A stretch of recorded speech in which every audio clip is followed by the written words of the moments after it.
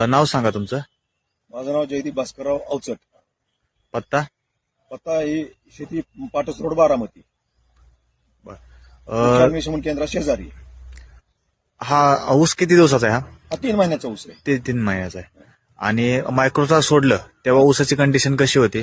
आधी ऊसाची म्हणजे एक पाऊस भरपूर झाला होता, त्यामुळे ऊस पूर्णपणे पिवळा पडला होता आणि एक शिवडी झाला होता.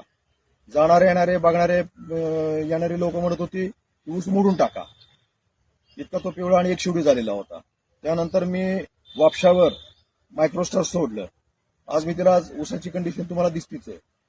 असंख्य फुटवे आणि काळोखी. साधारण फुटवे किती आलेत आतापर्यंत? साधारण आता 25-30 फुटवे आलेले आहेत. 25-30 फुटवे आलेले आहेत.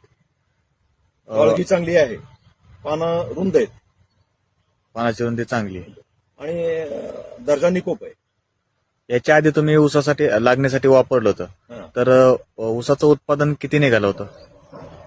त्यावेळेस ऊसाचं उत्पादन मी रिंग रोडचा जो माझा ऊस आहे तर 70 ते 75 टन मला एव्हरेज मिळालं होतं. प्राधान्य मी ह्यालाच दिलेलं होतं, फक्त मायक्रोस्टार वापर. मायक्रोस्टारलाच प्राधान्य दिलं होतं.